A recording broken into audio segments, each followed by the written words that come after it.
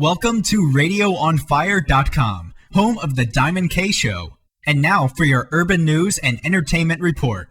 Here's your host, Diamond K. K, thank you for joining me. Today we're going to talk about WrestleMania 31. Of course, this is Pro Wrestling Radio. And as I said, I go by the name of Diamond K. Of course, you can join me, be a friend, connect with me on Instagram and Twitter at The Diamond K Show. And of course, Radio on Fire is on Twitter and Facebook and Instagram. The upcoming WrestleMania 31, of course, we are in WrestleMania season. This is when they say that business picks up. This is the Super Bowl of professional wrestling and a time of year that I am always excited about. The shows seemingly get better. There are more surprises, more action. There's more attention paid to the detail of professional wrestling. Now, we have a pretty much a set card as this show is recorded. It's about a week out from the actual WrestleMania event, which takes place March the 29th, 2015, with a start time of 7 p.m. Eastern Standard Time. Now, as far as the hype, really the WrestleMania season begins at Royal Rumble. And, I'm going to say that things got off to pretty much a rocky start as Roman Reigns was crowned as the person who is going to be in the main event. There was a slight detour with that and an inevitable match with Daniel Bryan after that. But Roman Reigns in the main event against Brock Lesnar. And we're going to talk about that and all of the matches as we see them. Now, the WrestleMania 31 event will be seen by over a million, probably over a million people on the WWE Network. Now, this is the 1-year anniversary of the WWE Network as we're recording this. So last WrestleMania was seen on the WWE Network, and this one will be. Now, prior to that, the WrestleMania event itself was seen on pay-per-view, and I'm sure that there will still be some pay-per-view sales, very limited, I'm sure. But that's how it used to be. And as we've entered this new stage of technology, the internet is used even more. And I was telling my mother the other day that in about 3 to 5 years, the cable companies are going to lower prices dramatically, as you're going to see a lot of people do what WWE has done and has been one of, not the, but one of the front runners in this whole digital movement. HBO has announced that they're going to be having a streaming package, $15 or something like that, where you can log on to the website, like an HBO Go type of thing, and see all of the content, $15 a month. No connection to cable is necessary. And as sports, NFL, ESPN, if somebody puts together a package for those sports fans where you do not have to have access to cable, and you can just have this internet and subscribe to the, whoever the streaming company is, that's going to hurt things a lot. Now, WWE has stepped out on faith because they were unable to secure a TV contract that they found lucrative. They decided to do this method, and I think it is a great idea. Now, like anything that's trailblazing, it's going to start out rocky, but then things are going to pick up in the end. And I think that that's something that the fans of the WWE are going to be able to enjoy. Now, so let me say this, advantage for the WWE Network. It is a plus. I'm a subscriber, and if you're listening to this, you're either a subscriber to the WWE Network or you're thinking about it, or you know somebody who's a subscriber and you're going to watch it there. But for $10 for these wrestling fans to see the WWE pay-per-view, the flagship show, WrestleMania, and I think that the price is reasonable. considering all of the distractions that we have in today's world for entertainment, for sports, the fact that they have it at a reasonable price is all the more reason that more people will see it. And see what? What are they going to see? They're going to see WrestleMania 31, the biggest show of the year. Now, is this the biggest show of all times?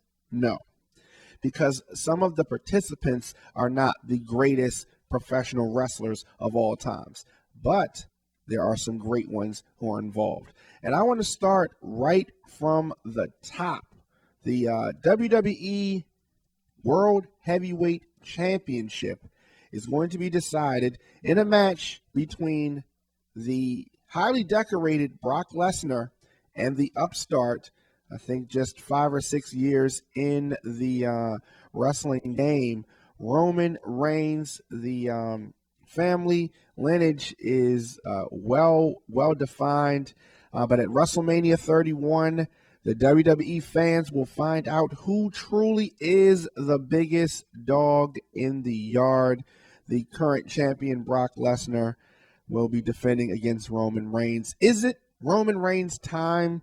The way Radio that on they Fire built this is a thing digital up, network it covering breaking appears news, that it sports, is. and entertainment. However, Check out our daily programs, here's a articles, scenario that and I would all like to types see. of I exclusive would like to urban see content right now Roman at Reigns win it under radioonfire.com. one circumstance, and that is that Paul Heyman turns and aligns himself with Roman Reigns. Now that I would like to see, but if they try to gallop off with Roman Reigns in some, Lex Luger-like push, because nobody is buying it. He's not a baby face, a good guy, a fan favorite right now. The girls seem to like him. Some of the little kids like him. But all in all, he's not ready, okay? He is not ready. But for whatever reason, the WWE has named him the Superstar of the Year. As I said earlier, he was victorious in the Royal Rumble. I really don't know. I'm not sure what Brock Lesnar's contract status is and whether he is going to continue or not in the WWE with a schedule like he is, enjoying right now, and the amount of money that they're probably paying him. I think that he should just stay on board. But, the authority playing a part in the Roman Reigns story, I don't see that happening. It's probably going to be, it's probably going to be Paul Heyman turning. There was a time, if I remember correctly, that he did this with maybe the Big Show and Brock Lesnar. Very interesting to see what happens there. This one cannot be a incredibly long match. I just don't think that people are going to want to sit through it, especially after this 4-hour extravaganza that WrestleMania is going to be. As I said earlier, the start time is going to be 7 p.m. My goodness. If you think that the Monday Night Raw is is a long show, this WrestleMania card, I remember last year I don't want to say it was midway through, but by the time that the Undertaker Brock Lesnar match came on, I was spent. I was kind of paying attention and kind of doing something else, and then there was just this big upset victory for Brock Lesnar. They have not capitalized on this victory, in my opinion, for Brock Lesnar. It doesn't come up too much. I mean, it came up in the beginning, but now it just, I don't know. I don't know, but I'm sure that the Undertaker wanted to get rid of that monkey on his back in the streak. Now, on to some other matches. Sting, the highly WCW decorated performer, Sting, finally in the WWE. I'm glad to see him. They've been utilizing him very well. He is going to have a match against the Game, Triple H, or as I like to call him, Vince McMahon III. So with that being said, This match is going to be, as I like to call it, also a punch kick fest. They are calling Sting the Vigilante, which is an interesting spin off of the Crow gimmick. And I think that they're utilizing him properly. Sting is well past his prime, and his time in TNA Impact Wrestling was uneventful. They don't even acknowledge it on WWE TV. But after years of speculation, Sting will finally compete inside of a WWE ring, WrestleMania 31, where he will face the Cornerstone, Triple H. Now, Sting has been a thorn in Triple H's side ever since he made his debut at the Survivor Series back in November. He's been, going against the Authority, and I think this doesn't have to be a one and done thing. Sting can wrestle at WrestleMania, and this feud can continue on for several months with him fighting the Authority. He doesn't have to wrestle, obviously, but some run-ins with Triple H and some of the others, the Bat, the Stinger Splash, the Scorpion Death Drop, and even the Scorpion Death Lock. That might be good. But anyway, Sting has taken it as his duty to fight off Triple H and Stephanie McMahon. Very similar to the NWO. I think that the Authority represents that type of thing. Definitely not as popular as the NWO back in the WCW days. But of course, Sting has been rumored to come to the WWE since WCW closed back in 2001, and fans have long wondered if Sting would ever compete. And as the years have gone, there have been rumors, but no Sting. Finally, Sting's fabled story will be written, ensuring that one day we will see the Stinger in the WWE Hall of Fame. Will the Vigilante Sting in his very first WWE match restore balance to the WWE when he locks up with Triple H? I think that this match in the prime of both of these wrestlers would be epic. Right now, it is a lot of hype. However, to actually see it take place is going to be a great thing, and we will see that on Sunday, March the 29th. In this match, I think that Sting needs to go over here. Sting needs to go over. That will continue the feud, and he can take on some of the henchmen later on and, get this thing going and really work the money out. Sting can sell a lot of merchandise, popular in the video games, T-shirts. I bought a Sting T-shirt myself a few weeks back. Very excited about that. Now, in a match that I'm very excited about, and that's because he's been somewhat selling. The U.S. title match, they are starting to build up the U.S. title a little bit more as Rusev, the champion, defending against the long-tenured top star in the WWE, although he's not on the top match, John Cena. John Cena really in a bit of a crossroads, so to speak. They're trying to really put the what do you call it? They're really trying to put the what's the word for it? They're really trying to put the whole promotion behind Roman Reigns, and I think it's just a matter of time before those two bump heads behind the scenes. But Cena is in a very important match against the undefeated, at least in singles competition, because he definitely lost in WrestleMania. I mean, at Royal Rumble. The undefeated Rusev, who is, I'm going to say that he's been doing a very credible job, a decent job. I'd like to see, I guess I'd like to see Cena go over here. I think that that's what's necessary here. If you put Rusev over at this event, I don't I mean, it takes all the wind out of Cena's sails, and what else do you do after that? I mean, there was the victory, tap out, pass out victory, similar to the one that they did with Austin, although there wasn't a double change against Bret Hart back in the day. But Cena needs to win here. They've been big up in the whole, Russia, Soviet Union, America rivalry, if you will. And, I think this is a no-brainer. They're in the U.S., obviously, and Cena goes over here, in my opinion. That's what needs to happen. What do you do if Cena does not win? What happens after that? Then do you give Rusev the victory or the loss, rather? I mean, at one of the lesser pay-per-views. Doesn't make a lot of sense to me here.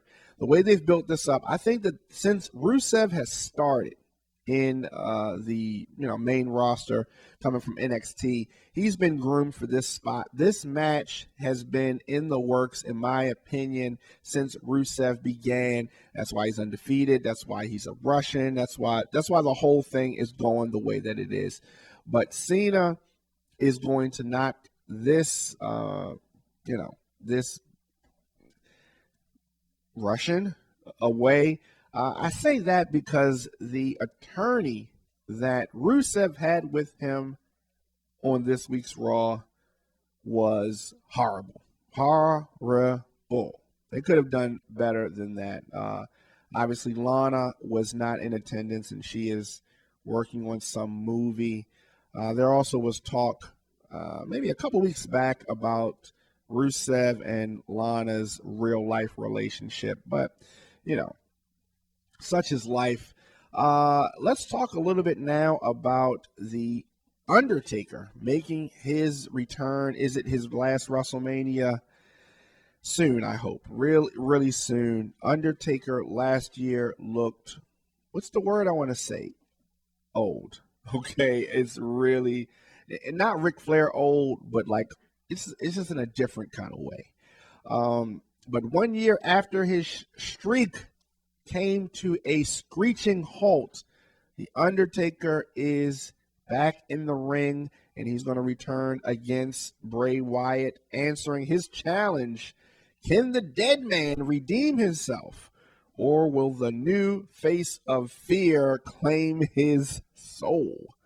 I don't know where you go with this one. I mean, in an interesting feel-good moment, if you give the victory to the Undertaker, some people will say literally you are burying Bray Wyatt. Undertaker lost last year, and he wanted to break the streak. I think that makes sense. He didn't want the pressure anymore of the good match, the iconic match. He didn't think that he had those in him, is what I'm thinking. But against Bray Wyatt, who is ultimately moving to take the place of the Undertaker. Now, can he have a 21-0 record? Does Bray Wyatt have 21 WrestleManias in him? No, I don't think so. But I predict, and if I was booking this, I would book it for, wait for it, Bray Wyatt to win. Bray Wyatt needs to win, Undertaker needs to lose, and that's just the way I feel it should be booked. Now, let me know your thoughts, of course, if you disagree with this, on Twitter, Instagram, at The Diamond K Show. Let me know what you think about that.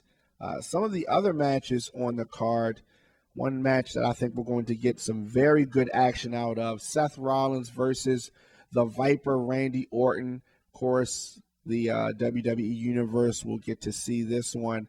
Seth Rollins, clearly a heel. I like Seth Rollins a lot, and they're going to battle it out at WrestleMania. When does the Money in the Bank, when does that briefcase run out? Because at some point in time, it needs to run out. How about this? What if Roman Reigns wins and everybody thinks that it's going to be fine? They start booing him because he wins, and he's on his babyface tip. And Seth Rollins comes from out of nowhere and attacks him and challenges him and takes the title. Wonderful. Hope that it happens. Roman Reigns is not ready. My goodness. Vince, what are you thinking? What are you thinking? The Andre the Giant Memorial Battle Royal. Let's talk about this, because this is something that's popped up in the last few years, and they've acted like this is a big deal. The way that they did it last year, okay. I mean, I don't know. You get this big kind of country looking trophy, and you don't get any big push. But actually, this is the second annual Andre the Giant Battle Royal. I guess named after Andre the Giant because he was victorious in so many battle royals. Let's run down some of the participants in this battle royal, not to be confused with the Royal Rumble, obviously. The Miz, Curtis Axel, Ryback Fandango, Adam Rose, who's really been missing lately, Zack Ryder, another MIA person, Jack Swagger, Titus O'Neil, Darren Young, The Big Show, Kane, Eric Rowan, Damian Mizdow, Sin Cara, Goldust, Heath Slater, Mark Henry. If there are going to be some other ones, they have not been named as of yet. But the Andre the Giant Memorial Battle Royal. I don't mean to laugh because Andre the Giant is a legend, definitely. But I mean, you can't really have. You need to have some type of match where you can include a lot of people and get them on the card, and this is what they came up with. Women's title action. Well, women's action actually, not a title match. AJ Lee and Paige are going to face the Bella Twins in a regular tag team match. The Divas champion is Nikki Bella, and instead of having a singles match or having to have two women's matches on the card, they just have a tag team match. Don't make the title up for grabs, and there you have it. Get that on the on the card. I'm going to predict that the AJ Lee and Paige win this match here, and I'm getting a note here in the studio that I did not predict a winner for the Andre the Giant Memorial Battle Royal. That's right. That's absolutely right. And that is because it's so insignificant that I am not sure where to go with it. But I'm going to say, if I had to bet on it, why not the Big Show? How about that? Let's go with that Big Show to win the Memorial Battle Royal at WrestleMania. Of course, a reset really quickly. If you're just tuning in, radioonfire.com, yours truly, Diamond K. Do you have something to promote? Send an email to yourradioonfire@gmail.com to get a promo campaign started today. Now, any other matches on the card that we need to go over? Yes, the Intercontinental title ladder match. Now, one thing that's brought a smile to my face in recent weeks is the Intercontinental Championship. They've been promoting it very similar to how they used to promote the hardcore title way back in the 90s, with people just, quote unquote, stealing it. It's been an interesting, but the chase for the ever popular, and I'm using air quotes right here, the ever popular Intercontinental Championship has hit a fever pitch. WrestleMania's blockbuster ladder match for the formerly prestigious item has added a seventh and very decorated entrant into the mix. The former three-time WWE champion Daniel Bryan also involved in this Intercontinental ladder match. Some others in the match: Dolph Ziggler, right? The current champion Wade Barrett, R-Truth, who has made a very interesting return, performing a character that no one can be proud of and is very, I'm going to say racist, but I guess it's all in how you look at it. Dean Ambrose, who is channeling Roddy Piper, in my opinion, of course, without the skirt. He's doing it with some jeans on. And Cody Rhodes, did I say Cody Rhodes? I mean Stardust, also in the match. And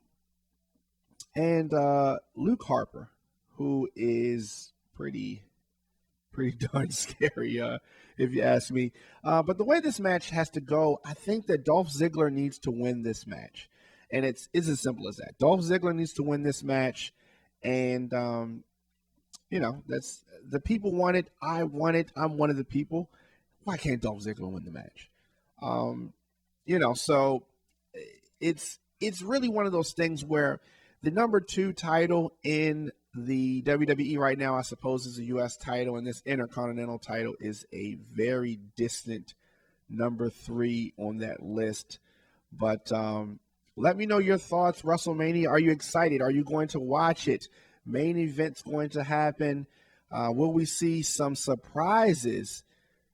For those thinking that CM Punk is coming back, I do not think that is going to happen. I received an email earlier about CM Punk and whether he was going to be returning. We'll be here at the post-show immediately following WrestleMania, 11 p.m. at radioonfire.com. I'd like to know your thoughts on this event. Are you going to watch it at all? Are you going to wait for the reviews? We're going to be posting reviews of this immediately following the event. As I said, that is a 7 p.m. start time, so you're going to get probably I'm going to say the Intercontinental title match is probably going to be the one to start with. I don't think they're going to start with the ladies, though. I think that's going to be maybe a buffer right before the main event. But I'm excited about WrestleMania. I don't think that it is the best show, obviously, that they've had. But it's going to be a good show. Hall of Fame is going to happen. I'm excited about the Macho Man going in the Hall of Fame. Very happy to see Larry Zbyszko, the living legend, go in the Hall of Fame, and several others that are going in there. I'm very surprised to see Alundra Blaze, former Medusa, going into the Hall of Fame. But, what are you going to do? So definitely congratulations to everyone that is in the Hall of Fame, this 2015 class. I'm excited. I'm watching more and more matches as whenever it's possible on the WWE Network. And of course, I'm going to be tuned in to WrestleMania, as you are more than likely.